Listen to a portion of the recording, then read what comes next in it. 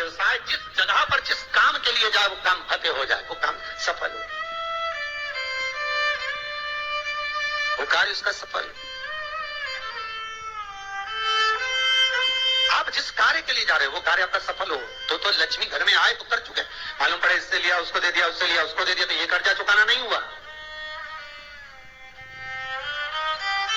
कि आपके घर में यदि गोबर का कंडा जलाकर, गाय के गोबर को, सूखे हुए कंडे को जलाकर अगर आहुति छूट रही है, कंडा भी नहीं जलाया, गैस पर भी बनाए हुए भोजन की 5 साकल्य छूट रही है, वो भी नहीं करा, भगवान के सामने कुछ धूप रखकर आप 5 साकल्य अन्न की छोड़ रहे हो, घर में जो भोजन बन रहा है, जो आप अग्नि में अगर दे रहे हो, तो उसका भाग ये रहता है कि उस घर में कभी हार्ट अटैक नहीं हो सकता।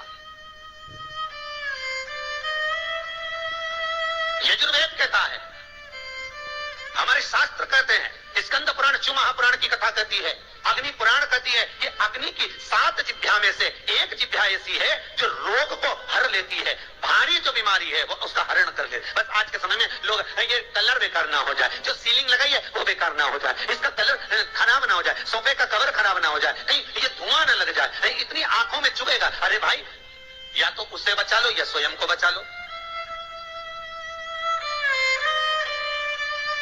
या तो स्वयं को बचाओ या फिर घर परिवार में जो रौनक है, डेंटिंग पेंटिंग है, उसको बचा लो। अग्नि देवता कहते हैं मेरी 7 जिभ्या है, पहले नंबर की है मेरी काली, जो भोजन को लेकर प्रेतों को देती है।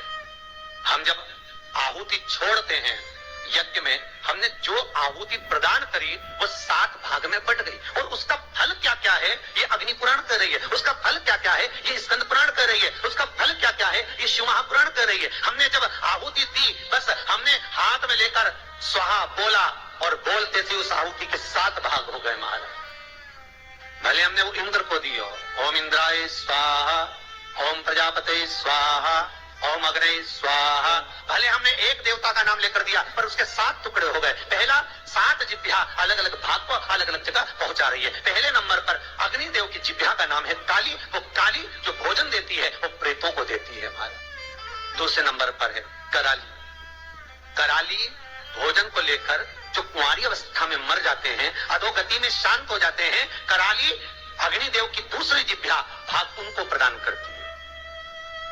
तीसरे नंबर पर मनोजवा भोजन लेकर पितरों को देती है, अग्निदेव की तीसरी जिभ्या मनोजवा के भोजन का भाग लेकर पितरों को प्रदान कर रही है। चौथी सुलोहिता, ये भोजन लेकर वासुकों को दे रही है महाराज।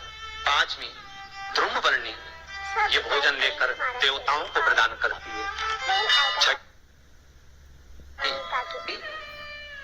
कि घर के अंदर धूप जो छूटती है, अग्नि जो साकल्य भोजन आदि हम घर के अंदर देते हैं, ये स्फुलिंगी एक जिभ्या अग्नि देवता की, जो घर में भोजन बने वो अग्नि देवता को जिमाना है। थोड़ा सा धुआं जरूर होगा, धूप लगेगी तो धुआं तो होगा, पर बड़ी बीमारी घर में प्रवेश नहीं करती। क्यों? अग्निदेव की 6ठी जिभ्या स्फुलिंगी रोग, बड़े से बड़े रोग को, यहाँ तक शास्त्र, आप पहले का इतिहास उठाकर देखिए, पहले के समय में अटैक की बीमारी नहीं होती थी, हार्ट अटैक नहीं होता था, शुगर नहीं होती थी, ये ब्लड प्रेशर नहीं होता था। आज के समय में सारी बीमारियां हो गई। क्यों? क्योंकि घर तो बड़ा बन गया, बंगला भी बड़ा बन गया, ऐश्वर्य राम की वस्तुएं भी बहुत हो गई, पर घर में जो प्रतिदिन 5 आहुतियां पूर्व के समय के लोग दिया करते थे, घर में 5 आहुतियां जो चूल्हे में छूटती थी वो आहुतियां बंद हो गई। उसका स्मरण फिर प्रारंभ हो, जगत का फिर कल्याण।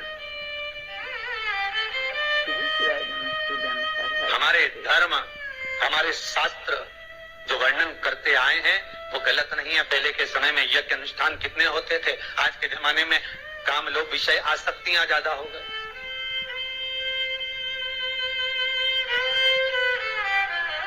छठे नंबर की अग्नि देवता की जिभ्या का नाम है स्फुलिंगी, और अग्निदेव की ये 6ठी जिभ्या स्फुलिंगी, ये बीमारी का हरण कर लेती है, ये रोग का हरण कर लेती है।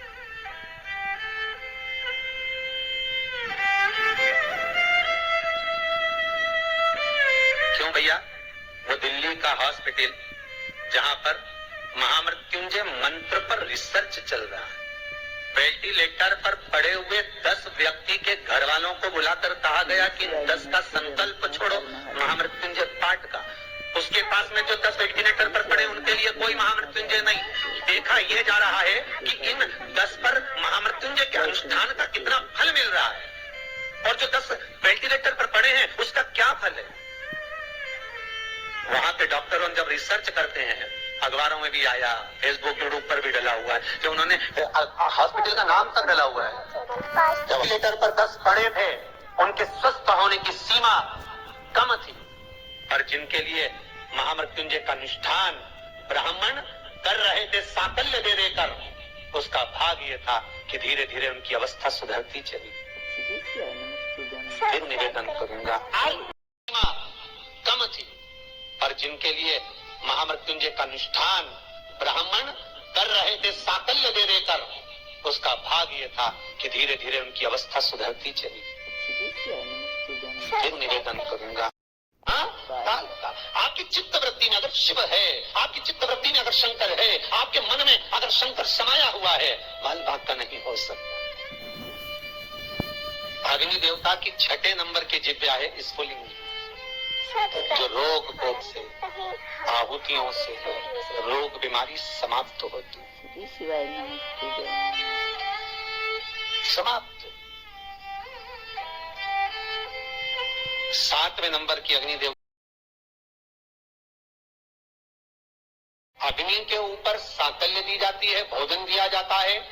हम तो यहाँ तक कहते हैं कि आप कंडा भी मत जलाओ, आप गैस जलाते हो तो गैस पर ही थोड़ा सा कुछ छोड़ दो। अग्नि तो है ना, किसी रूप में भी है तो अग्नि, आप उस पर ही छोड़ो। नियम, यज्ञ कर्ता ब्राह्मण जब आहुतियां दे रहा हो, ब्राह्मण स्वाहा बोल रहे हैं, ओम इंद्राय स्वाहा, तो जो आहुतियां दे रहा है, अग्नि पुराण कहती है, स्कंद पुराण कहती है, जो आहुति दे रहा है उस ब्राह्मण, उसके मुख से स्वाहा निकलना चाहिए। क्यों? क्योंकि ब्राह्मण का कर्म है देवताओं को बुलाना। उसने बोला ओम इंद्राय स्वाहा, इंद्राय सामने भाग लेने के लिए। अब जजमान का मन होना चाहिए खिलाने का, जजमान का मन होना चाहिए देने का। तो यजमान जब स्वाहा बोलेगा तब वो इंद्रदेव उस पदार्थ को ग्रहण समय यज्ञ करता ब्राह्मण जजमान से कहते सावधान।